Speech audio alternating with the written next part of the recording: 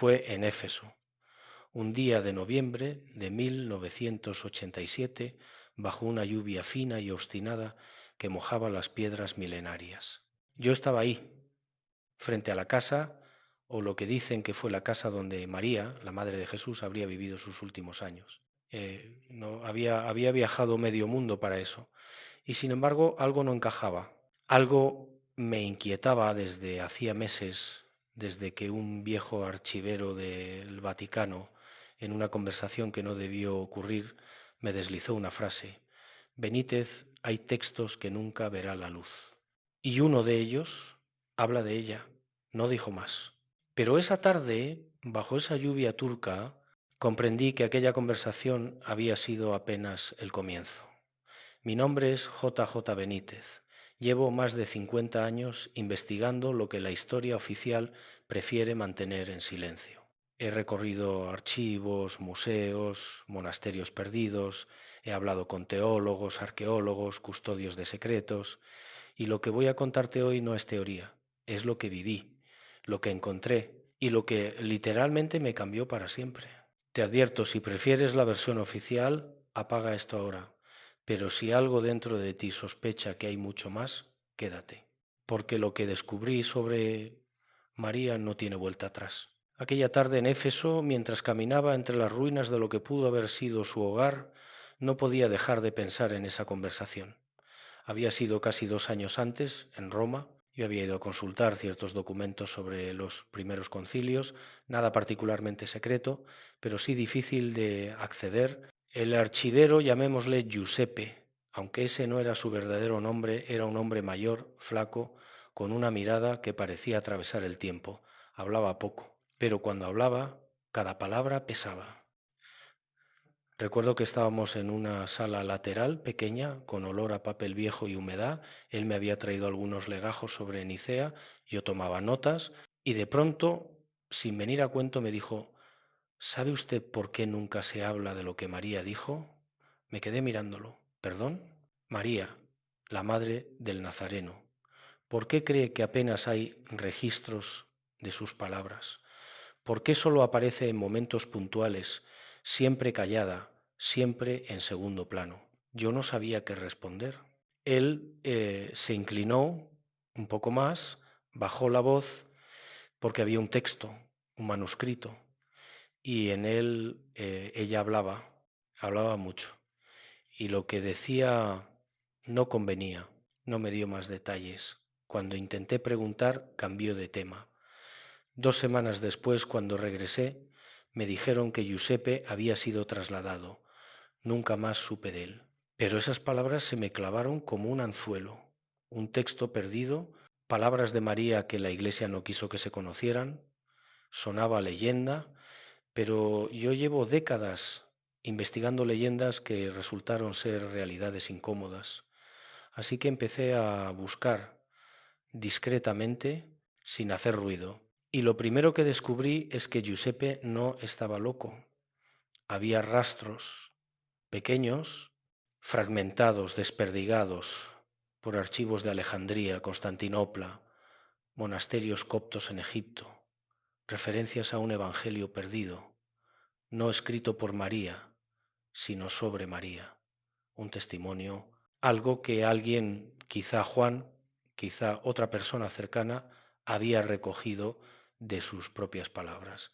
Y ese texto, según las fuentes más antiguas, contenía algo explosivo, una versión completamente distinta de quién fue María, de lo que sabía, de lo que vivió después de la crucifixión. Pasé meses siguiendo pistas.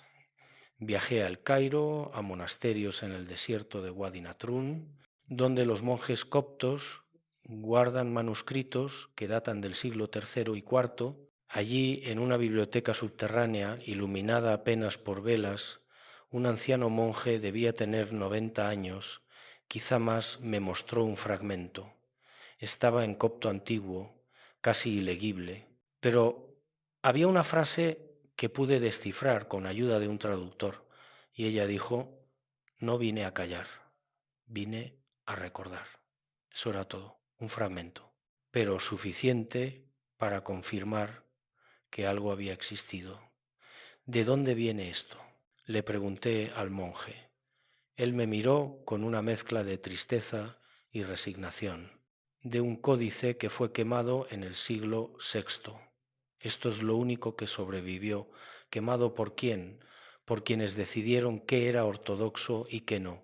Esa noche, en mi habitación del monasterio, no pude dormir. Releí mis notas una y otra vez. No vine a callar, vine a recordar.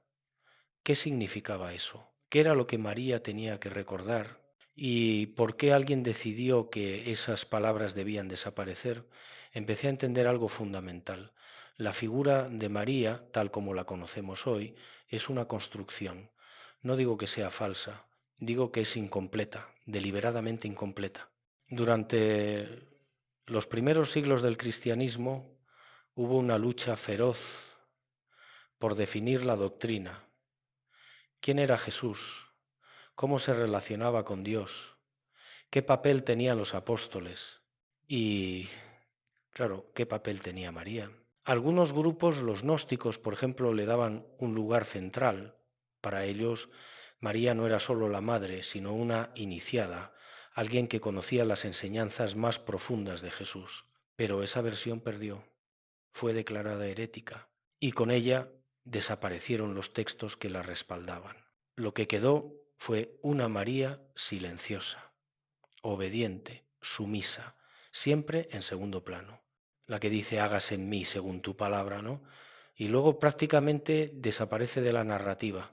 Aparece en Caná, en la crucifixión, en Pentecostés y nada más. Como si después de dar a luz al Mesías su papel hubiera terminado. Pero yo sabía después de meses de investigación que eso no era cierto. María no desapareció, se mantuvo activa, siguió siendo una figura clave en la comunidad primitiva y sobre todo siguió hablando, enseñando, transmitiendo lo que Jesús le había revelado. Y eso precisamente era el problema, porque lo que ella transmitía no siempre coincidía con lo que los primeros padres de la Iglesia querían que se creyera. Volví a Turquía, esta vez no a Éfeso, sino a un lugar menos conocido, Selçuk, un pueblo cercano. Allí, en una pequeña biblioteca mantenida por una comunidad católica local, encontré algo extraordinario. Un sacerdote jesuita, el padre Andrés, llevaba años recopilando fragmentos de textos apócrifos. No los ocultaba, simplemente los estudiaba con la esperanza de que algún día la Iglesia los tomara en serio. Me recibió con amabilidad, pero también con cautela. ¿Qué busca exactamente, señor Benítez? Un texto sobre María, uno que según creo fue suprimido. Él asintió lentamente. Hay varios. ¿Cuál? Uno en el que ella habla directamente sobre Jesús, sobre lo que sucedió después de la resurrección, sobre lo que vino después. El padre Andrés me miró en silencio durante unos segundos, luego se levantó, caminó hacia una estantería, sacó una carpeta gastada. No es un texto completo, son fragmentos, pero si lo que busca es eso, entonces creo que esto le interesará. Abrí la carpeta. Dentro había fotocopias de manuscritos, traducciones al latín, anotaciones en griego, en copto, en siríaco, todo desordenado, todo incompleto, pero suficiente para empezar a reconstruir algo que había sido deliberadamente destruido. Y lo primero que leí me dejó helado. Era un diálogo entre María y alguien identificado solo como el discípulo amado, probablemente Juan. Ella le estaba contando algo que él, al parecer, no sabía. Y lo que decía era esto. Cuando él partió, me dijo: Madre, ahora comienza tu verdadera misión. No es solo dar testimonio, es preservar lo que ellos olvidarán. Cerré los ojos. Respiré hondo. ¿Esto es auténtico?, le pregunté al padre Andrés. Tanto como puede serlo algo del siglo X, respondió. Fue encontrado en Oxirrinco, Egipto, en 1952. Nunca se publicó oficialmente. pero algunos especialistas lo conocen. ¿Y por qué no se habla de esto? Porque me dijo, con una sonrisa triste, la Iglesia ya decidió quién es María, y esto no encaja. Esa noche, de regreso a mi hotel, caminé por las calles vacías de Selçuk. El aire olía a jazmín. A lo lejos se oía el canto de un muecín. Y yo pensaba en esas palabras. Ahora comienza tu verdadera misión. ¿Qué misión? ¿Qué era lo que María tenía que preservar y por qué Jesús le había dicho eso a ella y no a los apóstoles? Empezaba a entender que lo que había descubierto no era solo un texto perdido, era una historia paralela. Una historia en la que María no era simplemente la madre doliente al pie de la cruz, sino alguien con un papel mucho más activo, mucho más consciente, mucho más peligroso para la ortodoxia. Y cuanto más investigaba, más claro veía que esa historia había sido borrada a propósito, no por malicia, sino por miedo. Miedo a que la figura de María eclipsara a los apóstoles. Miedo a que su autoridad espiritual rivalizara con la de Pedro, con la de Pablo. Miedo a que, si se conociera toda la verdad sobre ella, la estructura misma de la iglesia primitiva tuviera que ser reescrita. Los meses siguientes fueron de inmersión total. Dejé prácticamente todo lo demás.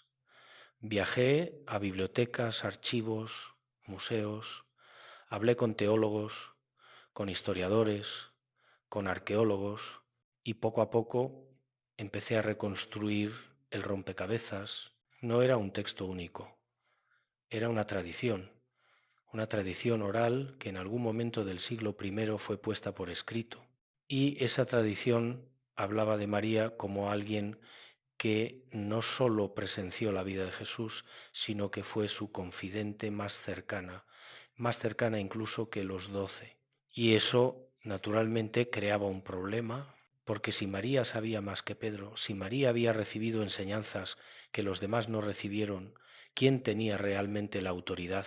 En la iglesia primitiva, esa pregunta no era menor, era fundamental.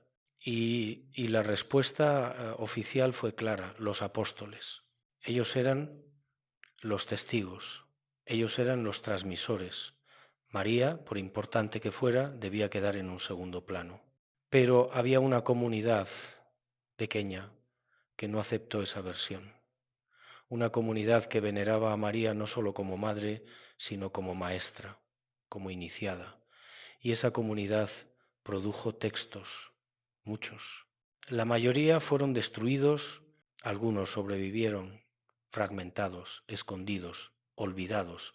Uno de esos fragmentos es el que el padre Andrés me había mostrado. Pero había más. En la Biblioteca Nacional de París, en una sección de manuscritos siríacos, encontré otro. Estaba catalogado como fragmento apócrifo del siglo III, autor desconocido. Nadie le prestaba atención, pero cuando lo leí, con ayuda de un especialista en siríaco antiguo, casi me caigo de la silla. Decía: y María les enseñó el misterio que él le había revelado en el huerto antes del arresto, y ellos se maravillaron, porque ninguno de ellos lo sabía. ¿Qué misterio?, le pregunté al especialista. Él se encogió de hombros. No lo dice, es solo una referencia. Pero yo sabía que eso era lo importante. Había un misterio, algo que Jesús había revelado a María y solo a María. Y ese misterio era tan significativo que había sido transmitido, recordado, escrito y luego borrado. ¿Por qué? Porque desafiaba la narrativa oficial, porque implicaba que María tenía un acceso privilegiado. Y eso, en una iglesia que estaba construyendo su jerarquía sobre los apóstoles varones, no podía permitirse, así que el texto desapareció, pero la memoria no. En ciertas comunidades cristianas orientales, en monasterios coptos, en tradiciones esotéricas cristianas, esa memoria persistió. Y lo que decía era inquietante. María no solo conocía el futuro de la Iglesia, lo había anunciado, y lo que anunció no fue del agrado de quienes estaban construyendo esa Iglesia. Viajé entonces a Egipto, a un monasterio en el Alto Egipto, en las montañas cerca de Asuán. Es un lugar remoto, casi inaccesible. Los monjes viven allí desde hace más de 1500 años. Mantienen una liturgia antiquísima, en copto, que casi nadie entiende ya, pero también mantienen manuscritos. Manuscritos que nunca fueron sometidos a las revisiones de Roma, de Constantinopla. Me recibió el abad, un hombre de unos 70 años, con una barba blanca que le llegaba al pecho. Hablaba un inglés rudimentario, pero nos entendimos. Le expliqué lo que buscaba. Él asintió. Sí, conocemos esa tradición. Aquí la llamamos el Testamento de Mariam. El Testamento de Mariam no es un testamento en el sentido legal, es su testimonio, lo que ella dejó dicho antes de partir, partir antes de morir o antes de ser asunta. Cada tradición lo cuenta distinto, pero lo importante es lo que dijo. Me llevó a una sala subterránea, excavada en la roca. Allí, en cofres de madera, guardaban los manuscritos más antiguos. Sacó uno, envuelto en lino. Lo desenvolvió con cuidado. Era un códice pequeño, con páginas de papiro, escritas en copto. Me explicó que databa del siglo IV, pero que era una copia de algo anterior, mucho anterior, quizá del siglo II. Lo abrió, me mostró una página y allí, en esa escritura apretada, difícil de leer, estaba: Mariam habló a los hermanos reunidos en Jerusalén en el año 33 después de la partida del Maestro, y les dijo: guardaos de los que vendrán en su nombre, pero no con su espíritu, porque habrá muchos que construirán templos, pero olvidarán el amor. Habrá muchos que escribirán libros, pero perderán la verdad. Y cuando eso ocurra, recordad lo que él enseñó, que Dios no habita en templos hechos por manos humanas, sino en el corazón que se abre. Leí esas palabras una y otra vez. ¿Esto es auténtico?, pregunté. El abad me miró con una calma infinita. Para nosotros sí, para Roma no, pero cada cual tiene su verdad. ¿Y hay más? Mucho más. Pero no todo se puede mostrar. Algunos textos solo se leen en la liturgia, otros se guardan para quienes están listos. ¿Y yo estoy listo? Él sonrió. Usted lleva años buscando. Eso ya es una señal. Me dejó copiar algunas páginas, no todas, pero suficientes, y lo que copié esa tarde cambió mi comprensión de María para siempre. Porque en esos textos ella no es la figura pasiva, silenciosa que la Iglesia presenta. Es una profetisa, una maestra, una guardiana de un conocimiento que Jesús le confió porque sabía que los demás con el tiempo lo distorsionarían. Y lo más inquietante en esos textos, María advierte de que vendrá un tiempo en el que su propio papel será minimizado, en el que su voz será silenciada, y que cuando eso ocurra será una señal de que la Iglesia ha perdido su rumbo, ¿no? Y entonces decía uno de los fragmentos: los que buscan la verdad tendrán que buscarla fuera de los muros, porque dentro de los muros solo habrá estructuras, y las estructuras sin amor son tumbas. Esas palabras me estremecieron, porque eran literalmente una profecía que se cumplió. Durante siglos María fue venerada, sí, pero también controlada. Su imagen fue moldeada para servir a los intereses de la jerarquía. Se convirtió en símbolo de obediencia, de pureza, de sumisión, todo lo cual es cierto, pero solo parcialmente cierto, porque también fue símbolo de fuerza, de sabiduría, de resistencia, y esa parte, esa dimensión de María fue deliberadamente ocultada. Regresé a España con mis notas, con mis copias, con mis fotografías de manuscritos, y me puse a escribir. No un libro, todavía no. Primero necesitaba entender más, necesitaba ir más profundo, porque había algo que aún no encajaba. ¿Por qué tanto miedo? ¿Por qué tanto esfuerzo en borrar esos textos? Al fin y al cabo, María no estaba diciendo nada herético, no estaba negando la divinidad de Jesús, no estaba cuestionando la resurrección, estaba simplemente recordando lo que él había enseñado, recordando cómo él era realmente y sobre todo recordando lo que él esperaba de sus seguidores. Entonces comprendí, el problema no era lo que María decía, el problema era que lo que María decía desafiaba la forma en que la Iglesia se estaba organizando.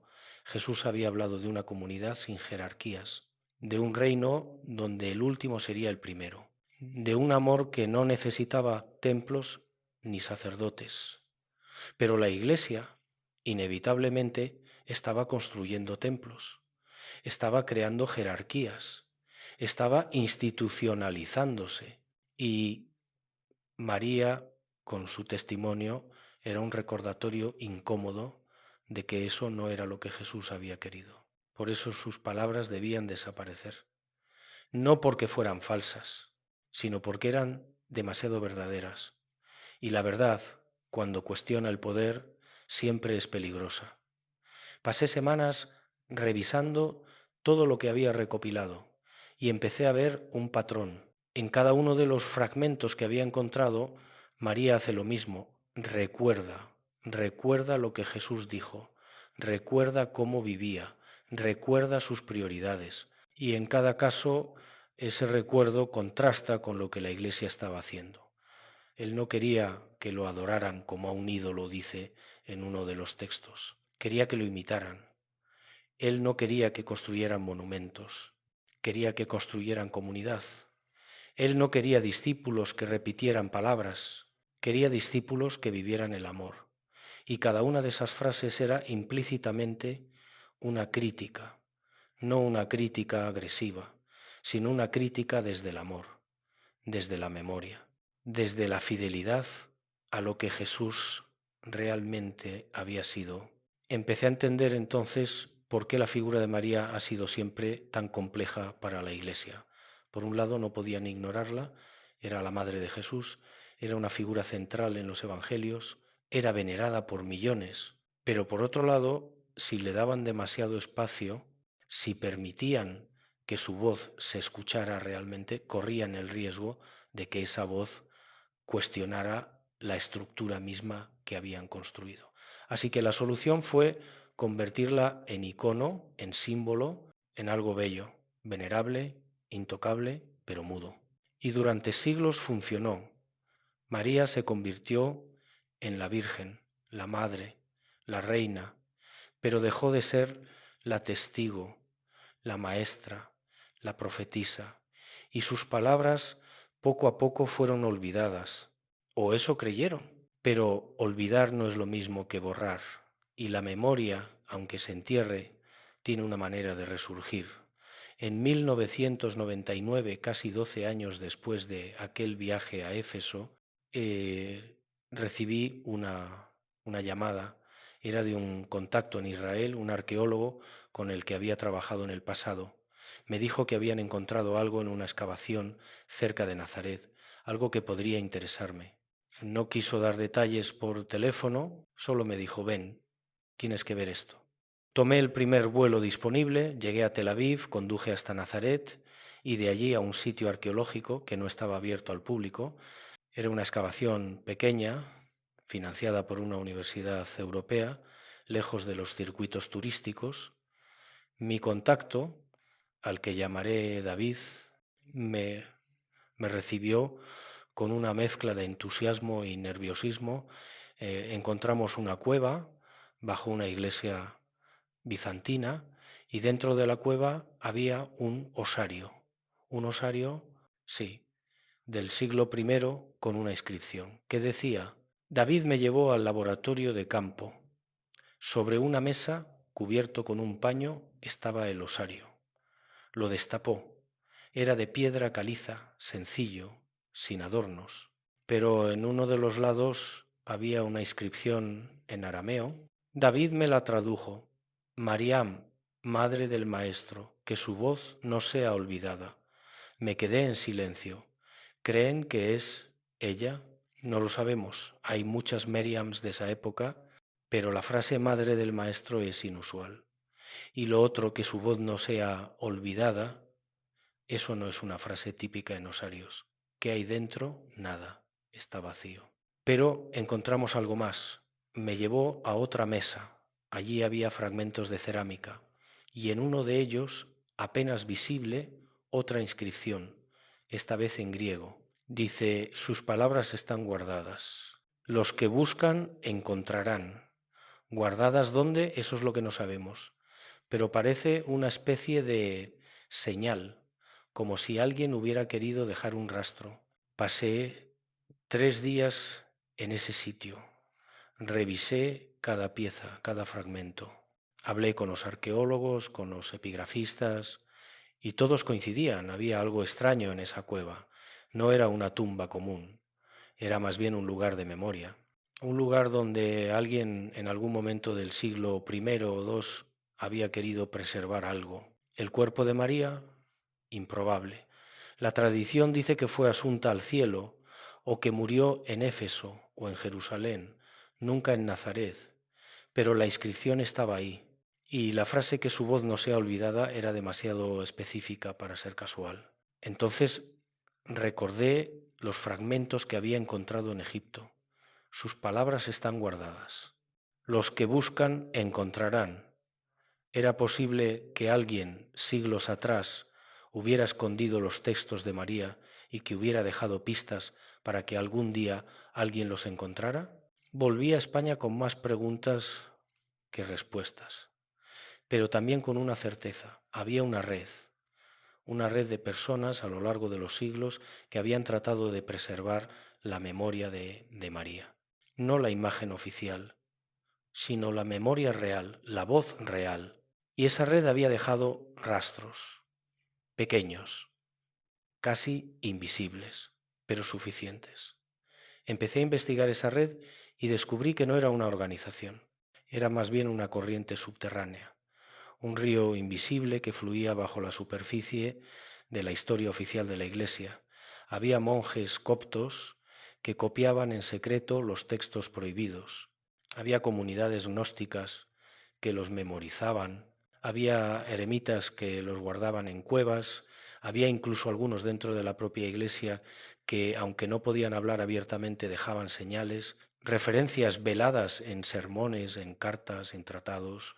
Uno de esos rastros me llevó a un monasterio en Francia, en los Pirineos.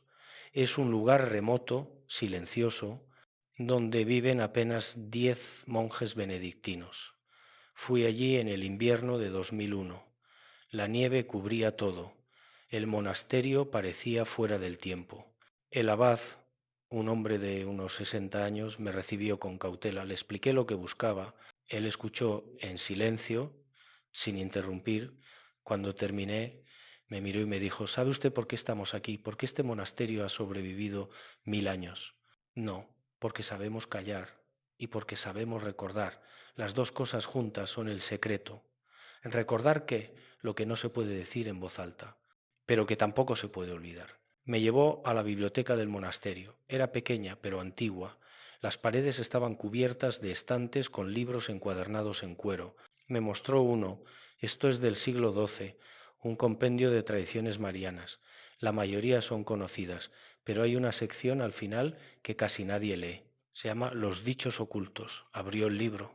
Las páginas estaban en latín medieval, escritas a mano, con una caligrafía cuidadosa. Me mostró una página y allí, en ese latín arcano, estaba escrito Mater Domini locuta es de diebus ultimis. Et dicit venie tempus quonomen invocabunt, sed verba mea no audien. Et tunc, qui quaerunt lucem, invenient eam in silentio. Lo traduje mentalmente.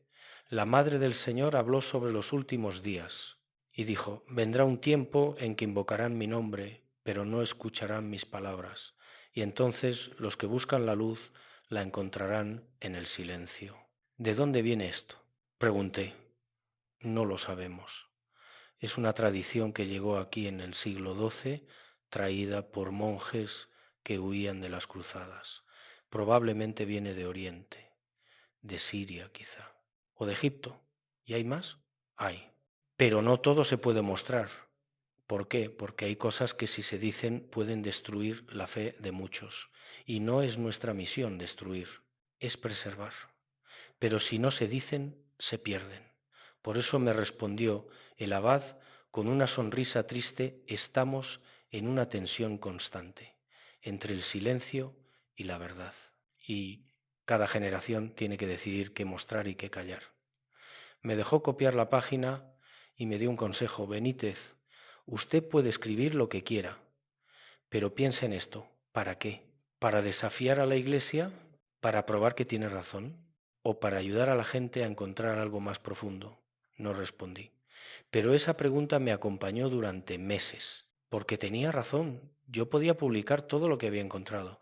Podía escribir un libro explosivo, lleno de revelaciones, de textos perdidos, de pruebas documentales, y probablemente tendría éxito. Pero ¿qué conseguiría? Escandalizar a unos, reforzar a otros en su escepticismo, crear más división, o podía hacer algo distinto. Podía contar la historia de María de una manera que, sin negar lo que había descubierto, sin ocultar la verdad, sirviera para algo más profundo, para recordar lo que ella quiso que recordáramos.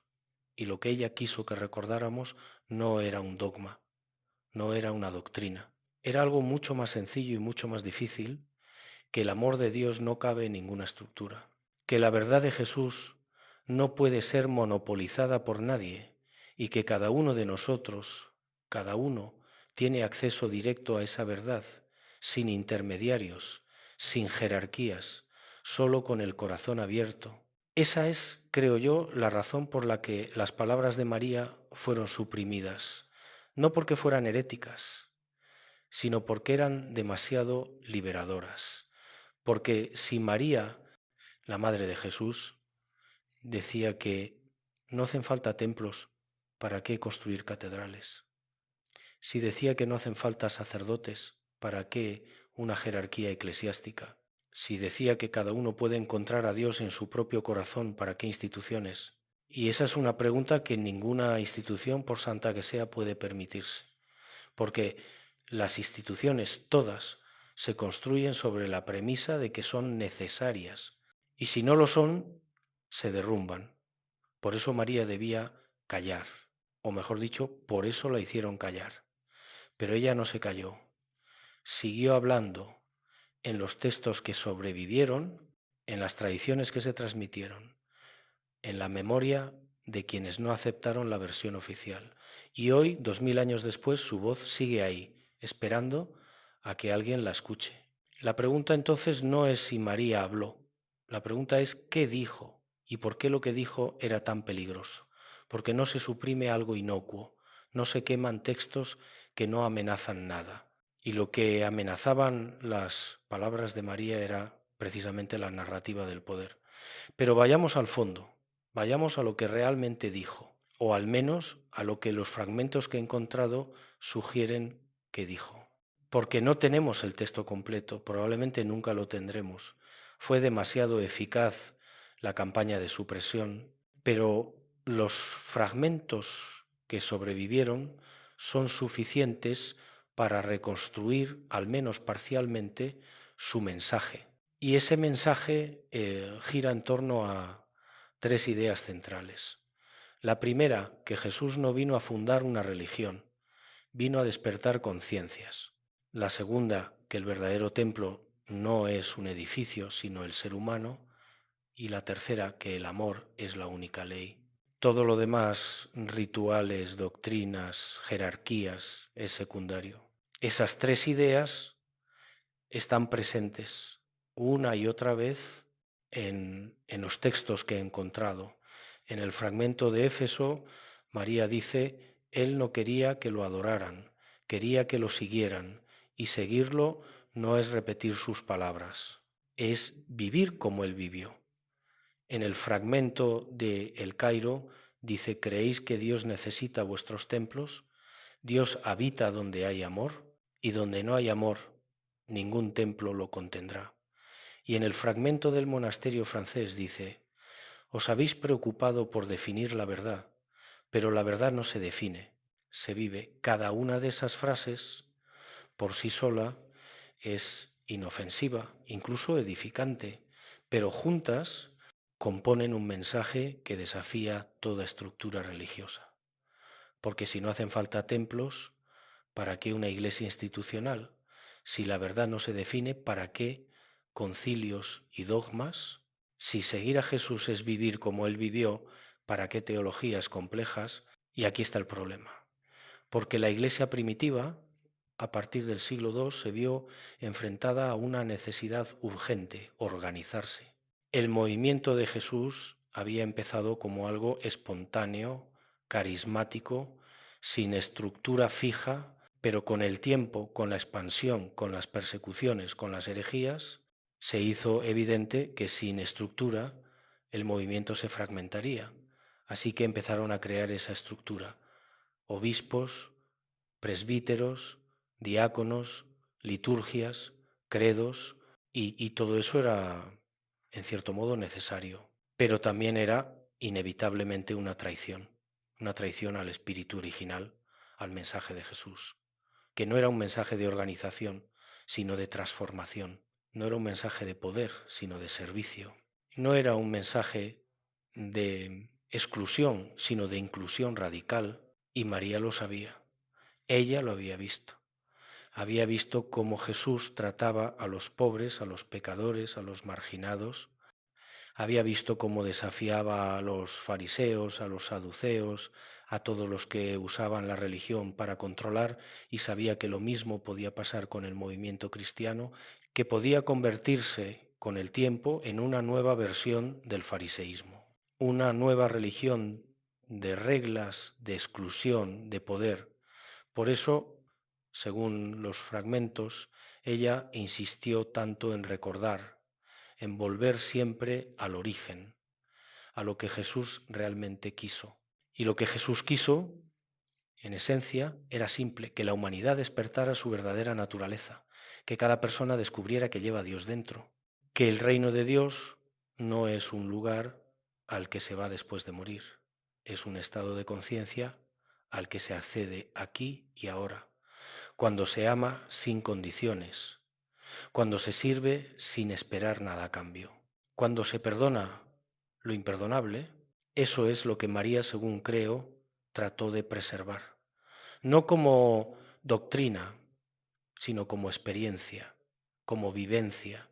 Y eso es precisamente lo que no se puede institucionalizar, porque la experiencia es personal, es íntima, no se puede controlar, no se puede regular. Y una institución necesita controlar, necesita regular, necesita saber quién está dentro y quién está fuera, quién tiene autoridad y quién no, quién interpreta correctamente la doctrina y quién se desvía.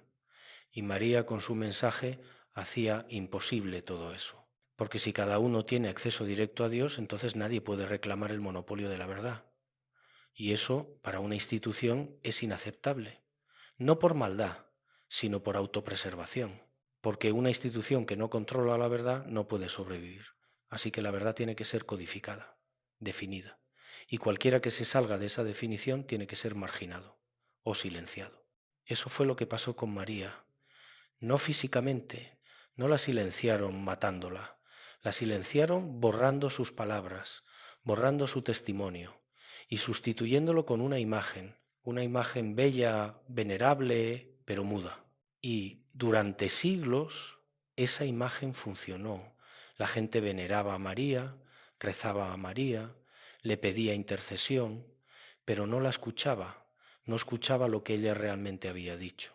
Y lo que había dicho era, en el fondo, lo mismo que Jesús había dicho: que Dios no está en los templos, está en el corazón, y que el camino a Dios no pasa por rituales ni por doctrinas, pasa por el amor, por la compasión, por la entrega. Y eso, curiosamente, es lo que todas las tradiciones espirituales profundas han dicho. No solo el cristianismo, el budismo, el sufismo, el taoísmo, todas coinciden. La verdad no está fuera, está dentro. Y el camino no es intelectual, es existencial. Pero las instituciones religiosas con el tiempo tienden a olvidarlo, tienden a poner el énfasis en lo externo, en las formas, en las creencias, en los rituales, y poco a poco lo esencial se pierde, y cuando alguien como María intenta recordarlo, se convierte en una amenaza, no porque quiera destruir, sino porque su recuerdo expone la distancia entre lo que la religión predica y lo que la religión hace. Y esa distancia es incómoda, es dolorosa, es difícil de enfrentar. Por eso es más fácil silenciar al mensajero que escuchar el mensaje. Y eso fue lo que pasó durante siglos, hasta ahora. Porque ahora, poco a poco, esos textos están saliendo a la luz. No todos, pero suficientes. Y con ellos la voz de María. Una voz que no acusa, no condena, simplemente recuerda. Recuerda lo que su hijo vino a enseñar.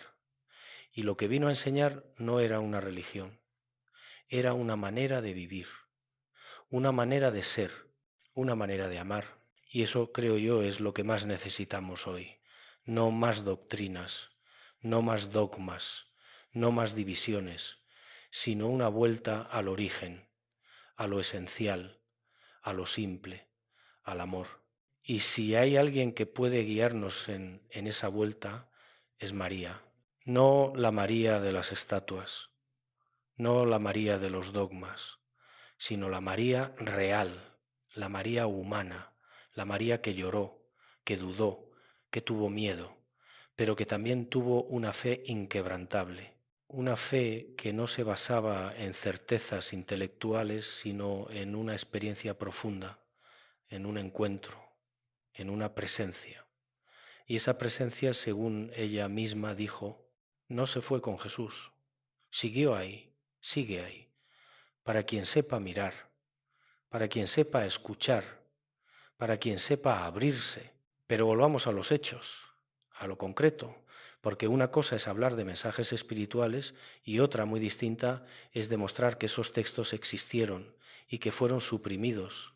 Y ahí es donde la historia se vuelve realmente inquietante. Porque no estamos hablando de un caso aislado, estamos hablando de un patrón, de una política deliberada de supresión que se extendió durante siglos y que en muchos casos fue violenta. Los textos que no encajaban con la ortodoxia emergente no solo eran ignorados, eran destruidos, y quienes los preservaban eran perseguidos, como herejes, como enemigos de la fe. Y así, poco a poco, la memoria de María, la memoria real, fue enterrada, pero no del todo, porque hubo resistencia. Hubo comunidades que se negaron a olvidar, que siguieron transmitiendo en secreto lo que sabían y que cuando llegaba el momento lo ponían por escrito y lo escondían en cuevas, en monasterios, en bibliotecas olvidadas, esperando que algún día alguien lo encontrara. Uno de esos escondrijos fue descubierto en 1945 en Nag Hammadi, Egipto. Es un hallazgo famoso. Se encontraron 13 códices con más de 50 textos gnósticos. Textos que la Iglesia había declarado heréticos en el siglo IV. Y entre esos textos había varios que mencionaban a María. No a María Magdalena, como muchos piensan, sino a María, la Madre. Y en uno de ellos, el Evangelio de Felipe, hay una frase que siempre me ha intrigado. Los compañeros del Salvador eran María su madre y su hermana, y Magdalena, a quien llamaban su compañera. Porque había tres que caminaban siempre con el Señor: María su madre, su hermana María y Magdalena. Tres Marías, siempre presentes, siempre cercanas, y sin embargo, en los evangelios canónicos apenas aparecen. ¿Por qué? La respuesta, creo, es que su presencia constante las convertía en testigos privilegiados. Y eso, para quienes estaban construyendo la autoridad apostólica sobre los 12, era un problema, porque si las mujeres eran testigos igualmente válidos, ¿por qué no podían ser apóstoles? ¿Por qué no podían liderar comunidades? ¿Por qué no podían enseñar? Y la respuesta que se dio en los primeros siglos fue porque son mujeres. Y las mujeres, según la cultura de la época, no tenían autoridad pública. Podían ser santas, podían ser veneradas, pero no podían enseñar, no podían liderar. Y esa exclusión, aunque estaba basada en la cultura de la época, terminó codificándose como doctrina. Y así María y con ella todas las mujeres fue relegada a un segundo plano, no porque no tuviera nada que decir, sino porque lo que tenía que decir no convenía que se escuchara.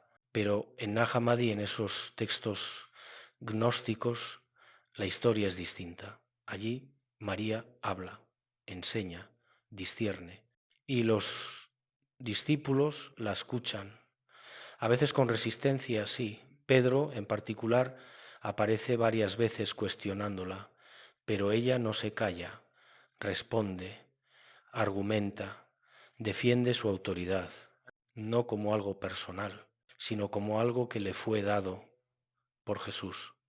Y eso es lo que creo yo más molestó, que ella reclamara una autoridad que no venía de la institución, que venía de su relación personal con Jesús.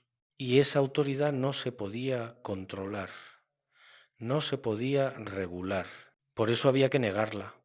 Y la mejor manera de negarla era hacer que sus palabras desaparecieran. Y casi funcionó, casi, pero no del todo. Porque siempre hubo grietas, siempre hubo filtraciones, siempre hubo alguien que recordaba y que en silencio preservaba. Yo he pasado años siguiendo esas grietas y lo que he encontrado es fascinante. No solo fragmentos de textos, también testimonios, cartas, referencias veladas. En el siglo IV, por ejemplo, hay una carta de San Epifanio, obispo de Salamina, en la que condena a un grupo llamado los coliridios. ¿Quiénes eran? Una secta, según él, que veneraba a María de manera excesiva y que, lo más grave, le ofrecían sacrificios como si fuera una diosa.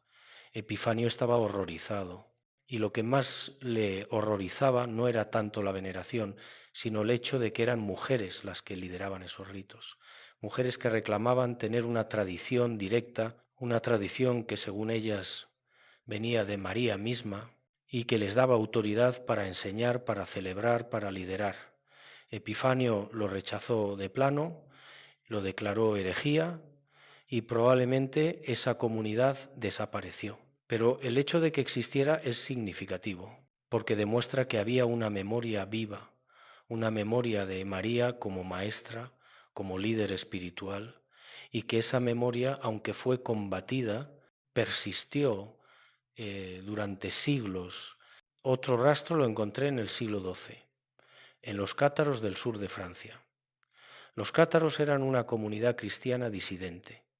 Creían en una versión muy diferente del cristianismo. Y entre sus creencias estaba la idea de que María había sido una iniciada, que había recibido enseñanzas secretas y que esas enseñanzas se habían transmitido en secreto a través de ciertas comunidades.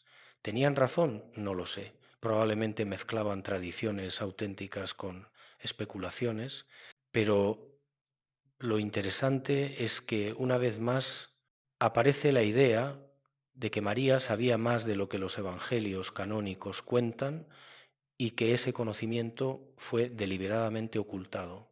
Los cátaros fueron exterminados, literalmente, en una de las cruzadas más brutales de la Edad Media, y con ellos desaparecieron sus textos, sus tradiciones, sus memorias, pero una vez más no del todo, porque hay rastros pequeños, fragmentados, pero suficientes para saber que había algo ahí, algo que la Iglesia oficial no quería que se supiera.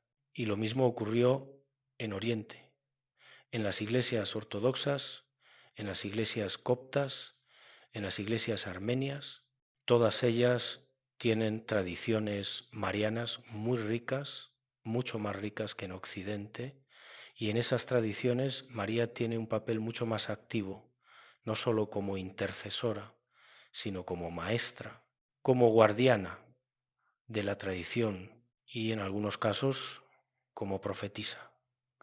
Hay textos, por ejemplo, en la tradición etíope, donde María hace predicciones, donde habla sobre el futuro de la Iglesia, donde advierte, y lo que advierte es, una vez más, lo mismo, que la Iglesia corre el riesgo de perder su alma, de convertirse en estructura sin espíritu, en forma sin contenido, y que cuando eso ocurra, los verdaderos creyentes tendrán que buscar la verdad fuera de las instituciones, en su propio corazón, en su propia experiencia, en su propia relación con Dios. Esas advertencias, naturalmente, no fueron bien recibidas por las jerarquías y poco a poco esos textos fueron marginados, no destruidos, porque en Oriente la tradición de destruir libros nunca fue tan fuerte como en Occidente, pero sí marginados, declarados apócrifos, no canónicos,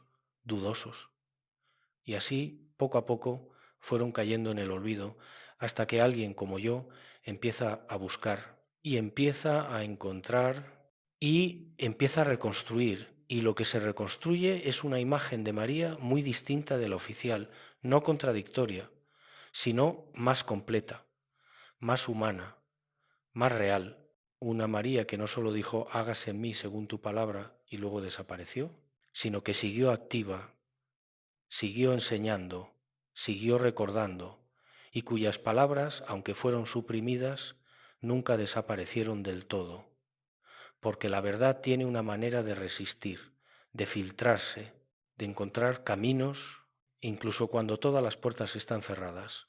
Y entonces llegamos al punto más delicado, al punto que durante años no supe si debía hacer público, porque una cosa es hablar de textos perdidos, de tradiciones suprimidas, de comunidades olvidadas, y otra muy distinta es hablar de lo que esos textos dicen realmente, porque lo que dicen, en el fondo, es esto, que la Iglesia, tal como la conocemos hoy, no es lo que Jesús quiso.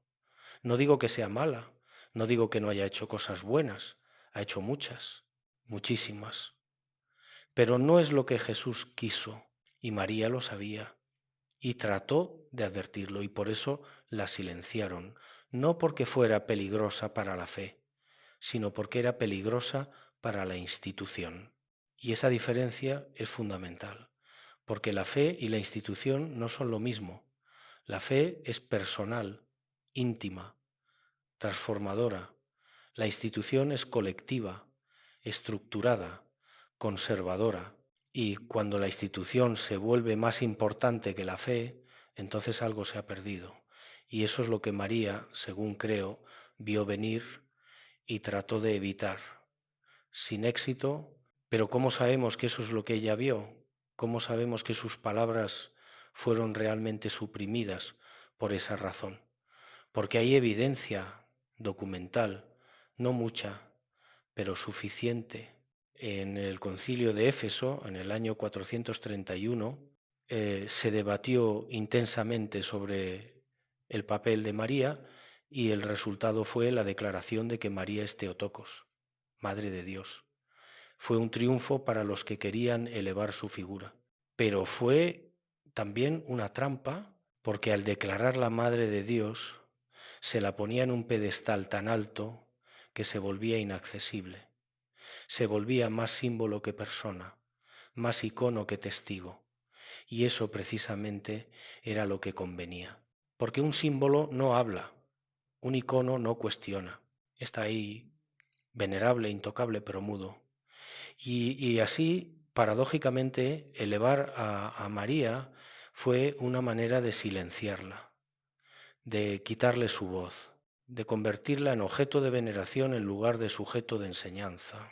Y hay un detalle más.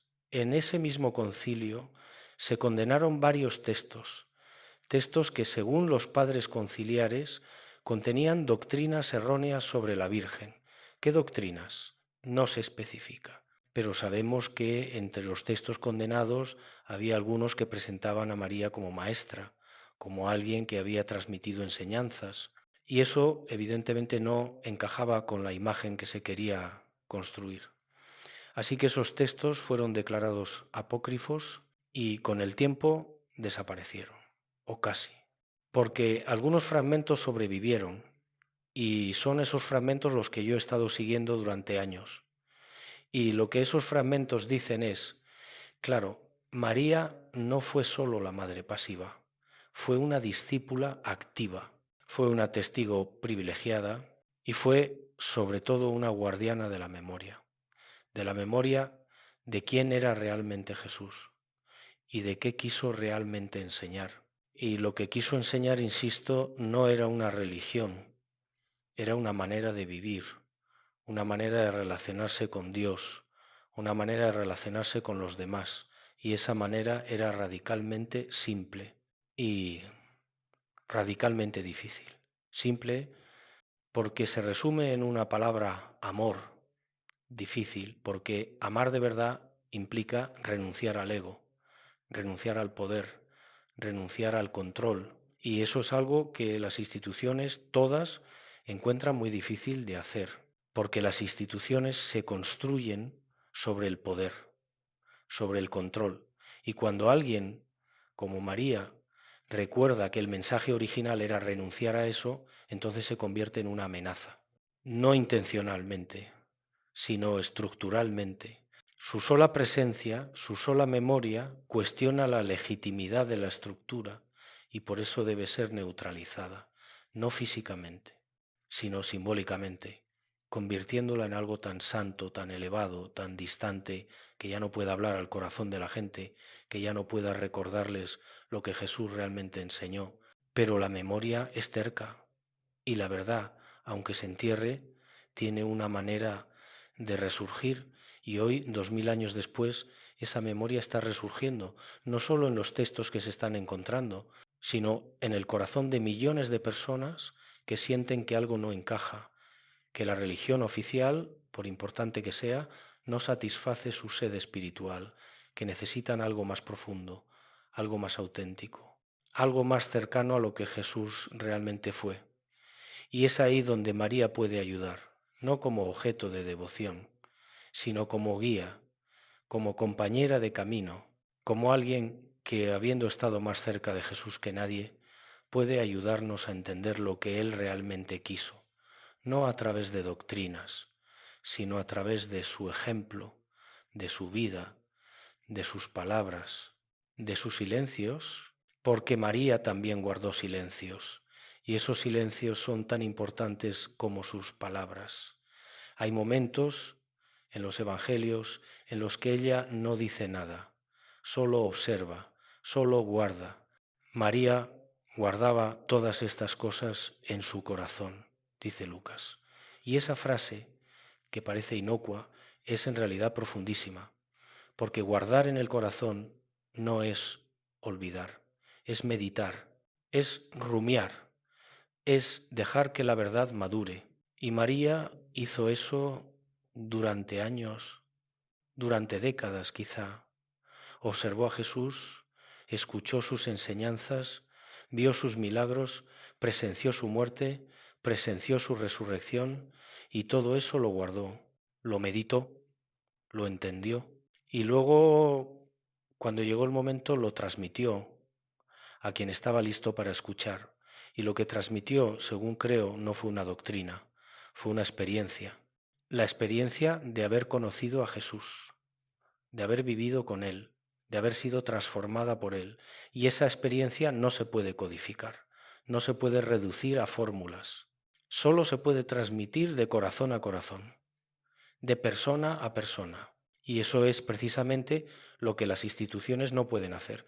Pueden transmitir doctrinas, pueden transmitir rituales, pero no pueden transmitir experiencias. Eso es algo que solo ocurre en el encuentro personal, en la intimidad, en el silencio. Y por eso María, aunque fue silenciada institucionalmente, nunca dejó de hablar. Porque su voz no está en los textos oficiales, está en el corazón de quienes la buscan, de quienes, como yo, llevan años siguiendo sus rastros, y lo que encuentran no es un dogma, es una presencia callada, discreta, pero real, una presencia que no impone, que no exige, que solo acompaña y que de vez en cuando susurra lo que Jesús le enseñó, susurra lo que ella entendió, susurra lo que nosotros, si nos callamos un poco, también podemos entender, porque la verdad no está lejos, no está en libros antiguos, no está en iglesias, está aquí, dentro, esperando a que abramos los ojos, a que abramos el corazón, a que escuchemos, pero seamos honestos. Todo esto suena hermoso, suena profundo, pero ¿es real o es solo una interpretación romántica de fragmentos descontextualizados? Esa es la pregunta que me he hecho 1000 veces. Y la respuesta es, no lo sé, no puedo estar seguro, nadie puede. Porque estamos hablando de eventos que ocurrieron hace 2000 años, de textos que han sido copiados, traducidos, editados, censurados, de tradiciones que han pasado por cientos de manos. ¿Cómo saber qué es auténtico y qué es añadido? ¿Cómo saber qué dijo realmente María y qué le atribuyeron después? No se puede, no con certeza absoluta, pero eso no significa que no podamos acercarnos, que no podamos intuir, que no podamos sentir en ciertos textos, en ciertas frases, algo que resuena, algo que tiene el sabor de la verdad, no de la verdad histórica quizá, sino de la verdad existencial, de la verdad que transforma. Y esa es, creo yo, la única verdad que importa. Porque al final lo que buscamos no es información, es transformación. No queremos saber más sobre María. Queremos ser tocados por lo que ella vivió, por lo que ella entendió, por lo que ella transmitió. Y eso no se consigue con análisis histórico, ni con crítica textual, ni con debates teológicos. Se consigue con apertura, con humildad, con disposición a ser transformado. Y eso es algo que cada uno tiene que decidir. Yo puedo contar lo que he encontrado, puedo compartir los textos, las referencias, las tradiciones, pero no puedo hacer que nadie crea, ni siquiera puedo hacer que yo mismo crea del todo, porque la duda siempre está ahí. La duda es saludable. La duda nos mantiene honestos, nos impide caer en el fanatismo, en la certeza arrogante, en la pretensión de tener la verdad absoluta. Y yo no tengo la verdad absoluta, tengo fragmentos, pistas, intuiciones y una certeza íntima, inexplicable, de que María fue mucho más de lo que la historia oficial cuenta. Y de que sus palabras, aunque fueron suprimidas, siguen vivas en algún lugar, esperando, y hay algo más, algo que no puedo probar, pero que siento. Y es esto, que María quiso que sus palabras se perdieran, al menos parcialmente, porque si hubiera querido que se preservaran tal cual, habría encontrado la manera, pero creo que entendió algo profundo, algo que Jesús también entendió, y es que la verdad no se puede transmitir intacta, siempre se deforma, siempre se institucionaliza, siempre se convierte en dogma, y el dogma mata la vida, mata la espontaneidad, mata el misterio.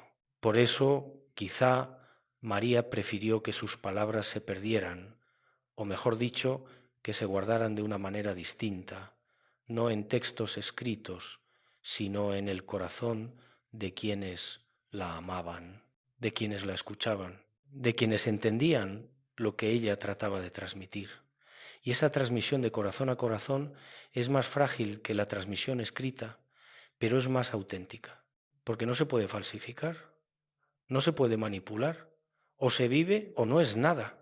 Y eso es, creo, lo que María hizo.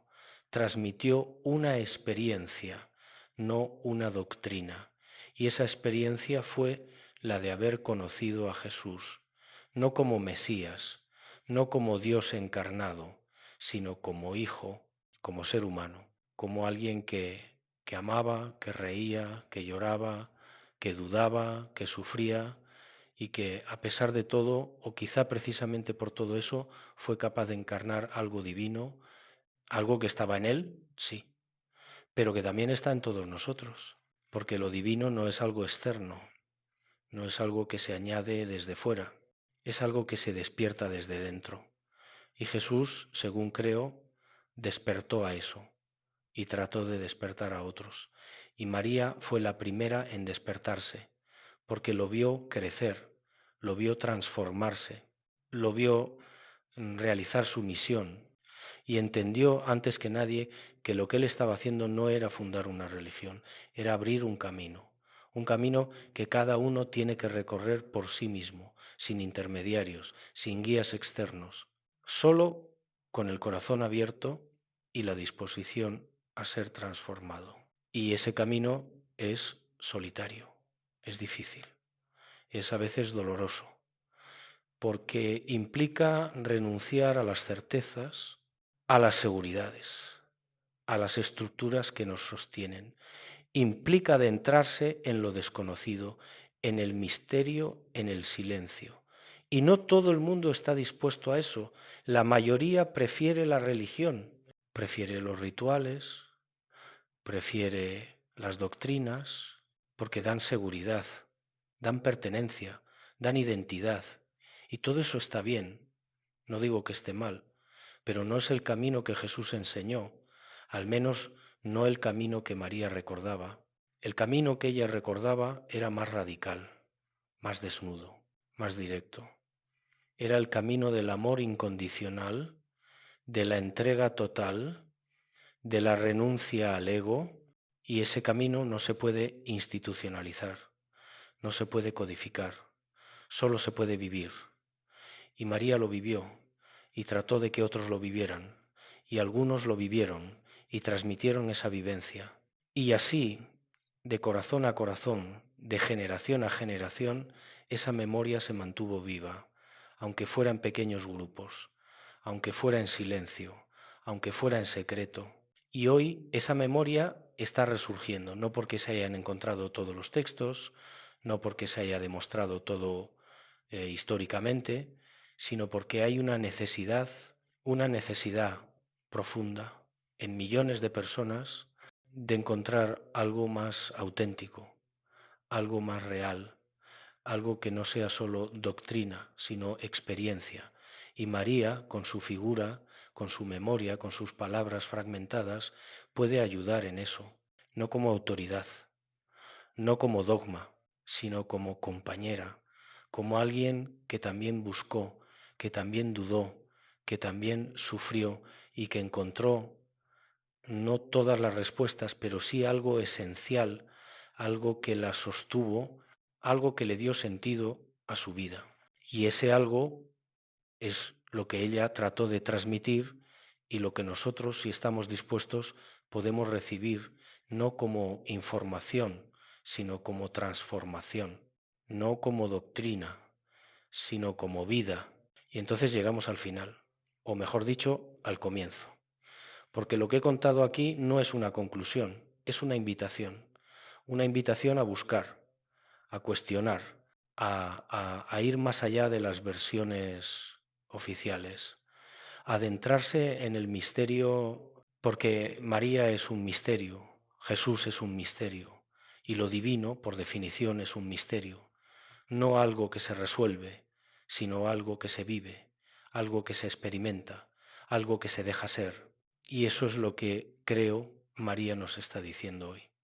Desde esos textos fragmentados, desde esas tradiciones olvidadas, desde ese silencio que es más elocuente que cualquier palabra, nos está diciendo, no te quedes con lo que te cuentan, busca por ti mismo, experiméntalo por ti mismo, porque la verdad no está en los libros, ni en las iglesias, ni en las doctrinas.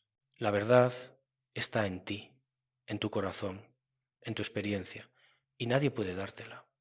Solo puedes encontrarla, y para encontrarla tienes que estar dispuesto a perder todo lo demás, todas las certezas, todas las seguridades, todos los apoyos externos, y quedarte solo contigo mismo, con tu corazón abierto, con tu alma desnuda, y ahí, en ese silencio, en esa soledad, en esa desnudez, es donde ocurre el encuentro con lo divino, que no es algo externo, sino algo que siempre estuvo ahí, esperando a que te callaras, a que te vaciaras, a que te abrieras.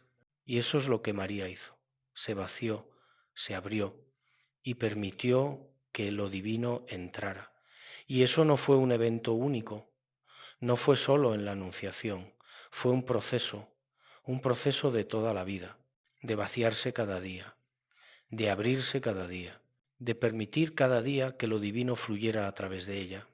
Y ese proceso no es exclusivo de María, es el proceso de todo ser humano que quiere despertar, que quiere transformarse, que quiere vivir desde el amor y no desde el ego. Y ese proceso, aunque es universal, es también intensamente personal. Nadie puede hacerlo por ti. Nadie puede darte instrucciones precisas.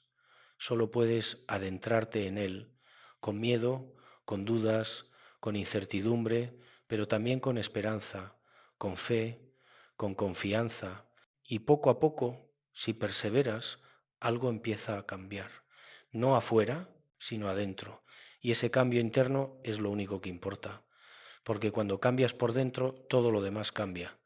Tu manera de ver el mundo, tu manera de relacionarte con los demás, tu manera de vivir. Y eso es lo que Jesús vino a enseñar, y lo que María preservó, y lo que hoy está resurgiendo. No porque se hayan encontrado todos los textos perdidos, sino porque hay gente que está dispuesta a buscarlo, a vivirlo, a experimentarlo, y cada uno que lo experimenta se convierte, a su vez, en transmisor, no de doctrinas, sino de presencia, de amor, de paz. Y así, poco a poco, esa memoria se expande, se multiplica, se hace viva. Y eso, creo yo, es lo que María quiso desde el principio. No que la veneraran, no que construyeran templos en su honor, no que repitieran sus palabras como si fueran fórmulas mágicas, sino que vivieran lo que ella vivió, que experimentaran lo que ella experimentó, que despertaran a lo que ella despertó y que desde ese despertar transformaran el mundo, no con revoluciones externas, sino con transformaciones internas, porque el mundo no cambia por decretos, no cambia por leyes, no cambia por instituciones, cambia cuando las personas cambian. Cuando una persona despierta, el mundo cambia un poco. Cuando dos despiertan, un poco más. Y así, poco a poco, el mundo se transforma, no de golpe, sino gradualmente, pero inexorablemente, porque el amor, cuando es auténtico, es la fuerza más poderosa del universo, más poderosa que cualquier ejército, más poderosa que cualquier ideología, más poderosa que cualquier institución. Y esa fuerza estaba en Jesús y en María, y está en ti, si te permites sentirla, si te permites vivirla, si te permites ser transformado por ella. Por eso este relato no termina aquí, termina en ti, en lo que tú hagas con lo que has escuchado. Puedes ignorarlo, puedes rechazarlo, puedes decir que no es más que especulación. Y tendrías razón. No puedo demostrarlo todo, no puedo probarlo todo, solo puedo compartir lo que he encontrado, lo que he vivido, lo que he sentido, y dejarte decidir si resuena contigo, si toca algo en tu corazón, si despierta algo en tu alma. Y si lo hace, entonces no lo dejes pasar, sigue buscando, sigue indagando, sigue adentrándote en el misterio, porque el misterio es infinito y cada paso que das en él te acerca un poco más a la verdad. No a la verdad intelectual, sino a la verdad existencial, a la verdad que transforma, a la verdad que libera, a la verdad que sana. Y esa verdad, te lo aseguro, está ahí, esperando a que la busques, a que la encuentres, a que la vivas. Y María, en todo esto, no es un fin, es un medio, es un puente entre nosotros y Jesús, entre nosotros y lo divino, entre nosotros y nosotros mismos. Porque lo que ella nos recuerda, en el fondo, es algo muy simple, que somos mucho más de lo que creemos, que llevamos dentro una chispa divina y que esa chispa, si la dejamos brillar, puede iluminar no solo nuestra vida, sino la vida de todos los que nos rodean. Y eso no es teología, no es doctrina, es experiencia, es vida, es amor. Y es, creo yo, lo que más necesitamos hoy, en un mundo lleno de divisiones, de conflictos, de dolor. Necesitamos recordar que en el fondo todos somos uno, que lo que le haces al otro te lo haces a ti mismo, que el amor no es una emoción, es una decisión de ver lo divino en cada ser humano y de actuar desde esa visión.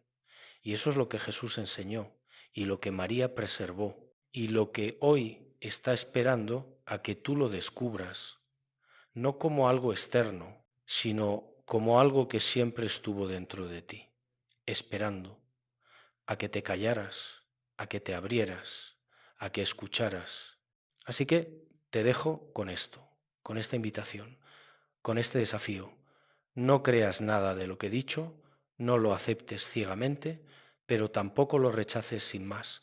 Investiga por ti mismo, lee los textos, busca las fuentes, habla con gente que haya explorado estos caminos y sobre todo escucha tu propio corazón, porque tu corazón sabe que es verdad y que no, sabe que resuena y que no, sabe qué te acerca a lo divino y qué te aleja. Y si escuchas a tu corazón, si confías en él, si te dejas guiar por él, entonces no necesitarás que nadie te diga qué creer, lo sabrás por ti mismo.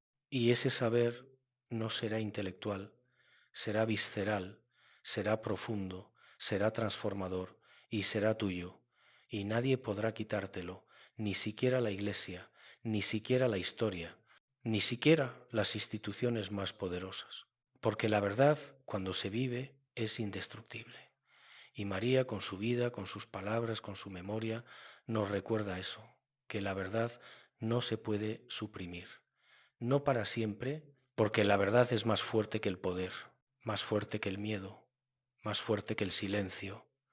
Y siempre, siempre encuentra una manera de resurgir y hoy esa verdad está resurgiendo en ti, en mí, en todos los que estamos dispuestos a buscarla, a vivirla, a ser transformados por ella. Y eso es lo más hermoso.